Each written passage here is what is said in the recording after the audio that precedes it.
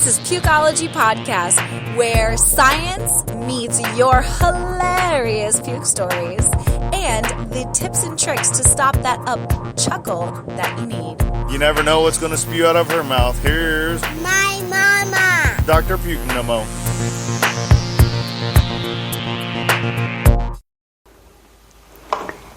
Seeing surprised pregnant women that say, I did not know that I could get pregnant while I was on my period. This one is for you guys because, again, as your favorite pregnancy doctor, it's all the more reason that I want to make sure that you really understand and debunk the myth that explains what factors can actually influence whether or not you get pregnant. Now, do you want no more morning sickness, pregnancy nausea, or how about no more headaches or migraines? Visit our sponsor, No Mo Nausea, the only natural way to instantly stop your worst nausea, vomiting, headaches, migraines, and or sleep problems directly on your wrist. And you can get a code. It's called PUKE25 for 25% off. Just place the No Mo Nausea band on your baby registry so that you have it while you're delivering, or get it shipped for free in just 2 days as an Amazon Prime vendor. And just know that the little ones are always well taken care of with no more sleepless nights and all of our kids' versions. And by the way, the sleep version actually works for women with small wrists also. So if you want to get a good night's sleep, you have your kids as well, now available at your local Walmart store and on Amazon. Now, do you want to hear some pregnancy humor that may just make you want to pee your pants?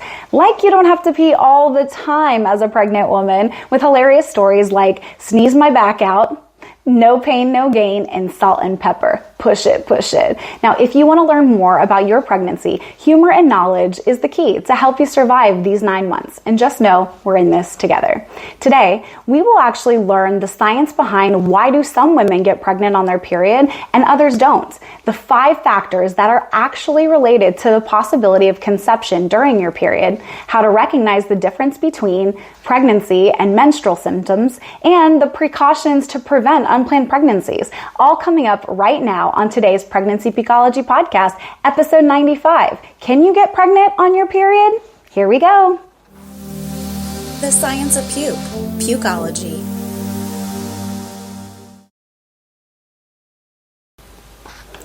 So the menstrual cycle is a natural process that every woman often experiences. And when it comes with a cloud of misconceptions, uncertainties, and one of the most common questions that arises is, can you get pregnant on your period?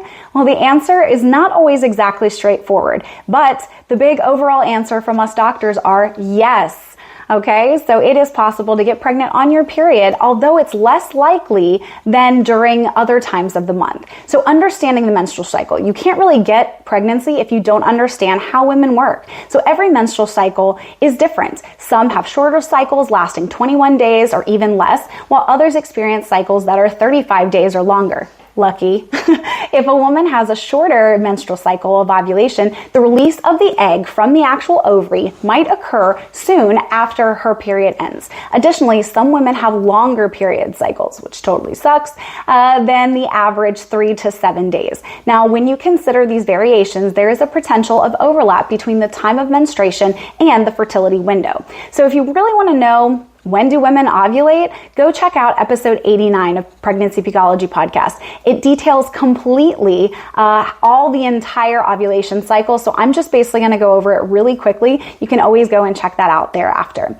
So to understand why pregnancy during this period is actually possible, it's crucial to grasp the understanding of ovulation. Now, ovulation occurs when the egg is actually released from the ovary and travels down the fallopian tube, creating this window of opportunity for boom, fertilization, aka a baby. So while ovulation typically happens around the 14th day before the start of the next menstrual cycle, so think of it like the halfway part or halftime. Okay, from period to period. It can vary from person to person and from cycle to cycle, which means every woman is a little bit different.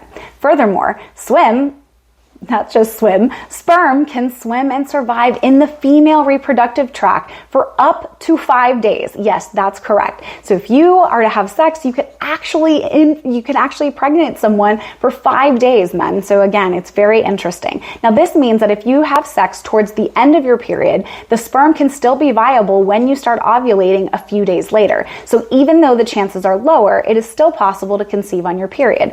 If I were to give you any hints, I'm not trying to advocate for it as a form of contraception, but if you are going to do it at the very beginning of the start of your period, not at the end.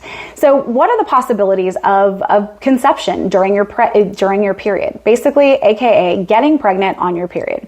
Now, despite shedding the uterine lining during menstruation, which basically means if there was no fertilized egg, all of that, literally the lining in your uterus, it just basically releases. That's what that blood actually is.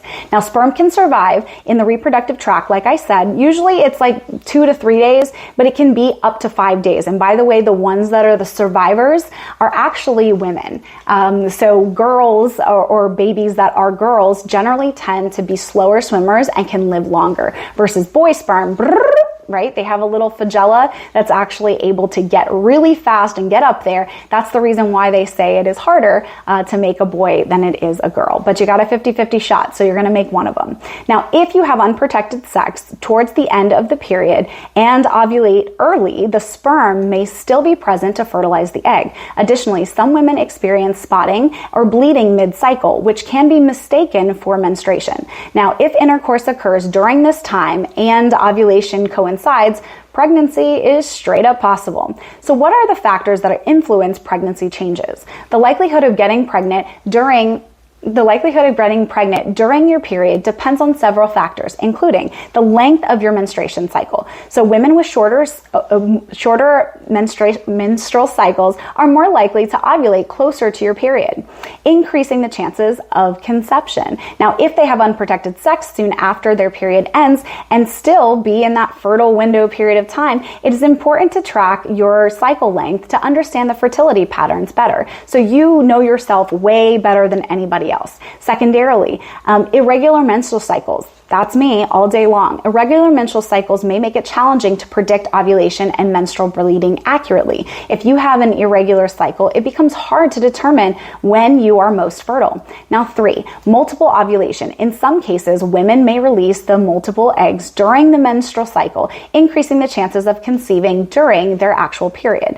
Now, erratic or irregular ovulation patterns can make it difficult to predict when ovulation occurs, raising the risk of pregnancy during or near menstruation. 4, sperm viability. Sperm can survive in the female reproductive tract up to 5 days. And if you have sex towards the end of your period and you ovulate within a few days, the sperm can still be present when fertilization of the egg is possible. 5, timing of intercourse. Although the chances of getting pregnant on your period are lower, the factors like having intercourse towards the end of your period or having a shorter cycle may increase your risk of getting pregnant. Now, you need to understand or recognize the difference between pregnancy and menstruation symptoms. A lot of women come in and even though they didn't take a pregnancy test, they say, I still have all the signs and symptoms. Or vice versa, they're like, there's no way I can be pregnant because I'm still having my period. Newsflash, I'm about to tell you and I'm about to debunk all of those myths. So recognizing the difference between pregnancy and menstrual symptoms. Pregnancy and menstrual symptoms are very similar, which can lead to a lot of very confusing entity. That's why we have those awesome pregnancy tests, right? Understanding the distinction between the two is very essential. While every woman experiences varieties within their symptoms of menstruation, it's the exact same when it comes to pregnancy. So if you have a missed period, it's often the very first sign of pregnancy. Congrats! And a clear distinction between menstruation and pregnancy.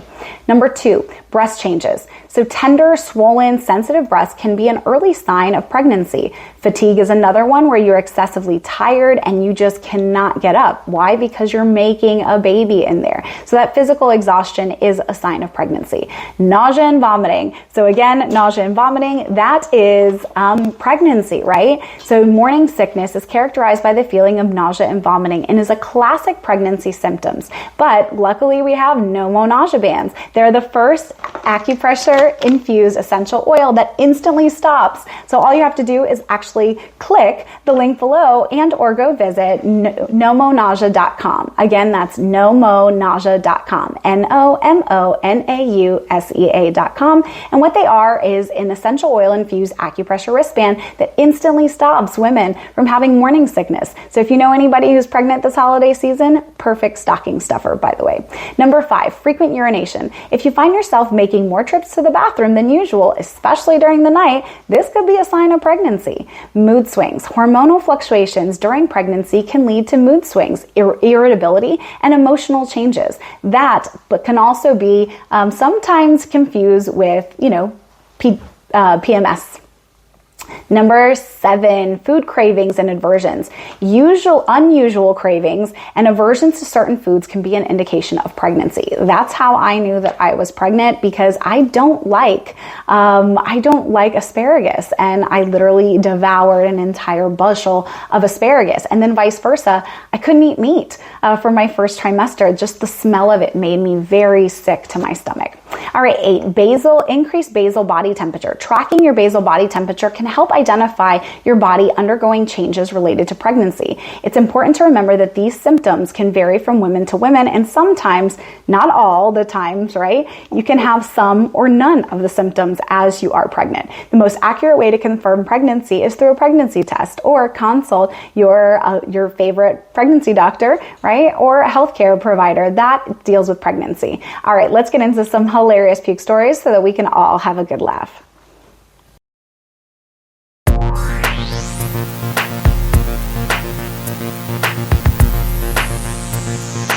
Throwing up on a Tuesday?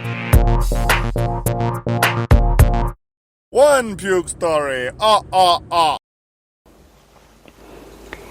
Now, it was allergy season, but I love being outside. I was walking the dogs and felt an urge to sneeze. I had been experiencing some morning sickness, so I was a little nervous to bend over. Well, the sneeze of the galaxy came over me, and I sneezed so hard that I felt a stabbing pain in my back. So I hunched over and started vomiting. Let me tell you how painful sneezing on a pulled back is. Thank you, Tamara, mom of 2, for that hilarious puke story. So if you have a hilarious puke story, let's check out the next one.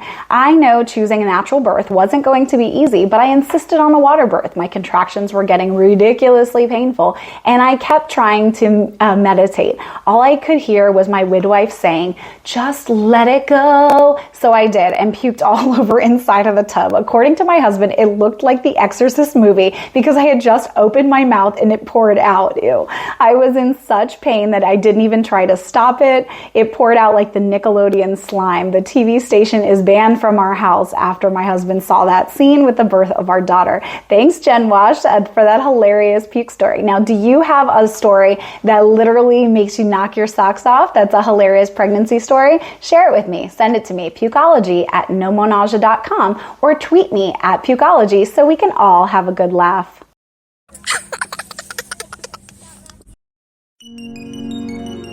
Tips and tricks to stop the up-chuckle that you need.